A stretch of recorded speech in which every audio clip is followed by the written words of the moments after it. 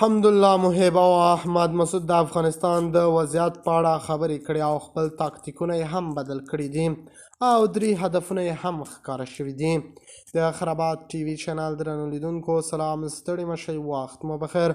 هیله لرم چې جوړ او روغ به یې. په سر کې یادونه کوم که خرابات ټي وي چینل مو نوي سبسکرایب کړئ، په درنښت سره خرابات ټي وي چینل سبسکرایب کړئ.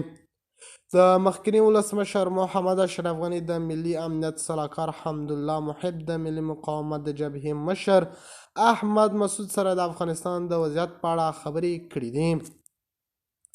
ښاغلي محب نن پر خپل ټویټر لیکلي چې له ښاغلي مسعود سره د خبرو اصلي تمرکز یې پر ولسوالۍ کې او جمهوري نظام ته پر ستنېدلو و چې د ده په وینا په کې د ملي بیرغ په ګډون د ملي ارزښتونه خوندي وي. له سیاسیونو سره د خبرو په لړ کې مې له ښاغلي احمد مسعود سره د هیواد پر وضعیت خبرې وکړې. د خبرو اصلي تمرکز مې ولسوالۍ او جمهوري نظام ته پر ستنېدلو چې په هغه کې د ملي بیرغ په ګډون ملي ارزښتونه خوندي وي. پر دې مو ټینګار وکړ چې د اوسنۍ معضلې د حل لپاره سیاسي اجماع ته اړتیا ده.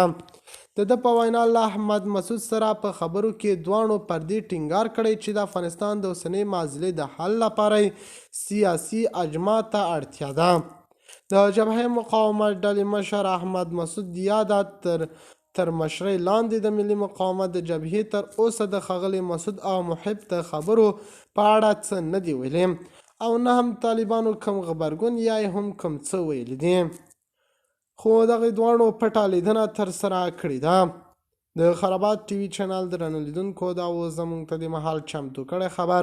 د نورو تازه خبرونو لپاره خرابات ټي وي چینل په درنښت سره سبسکرایب کړئ. د الله په امان، تربیه، ښې چارې.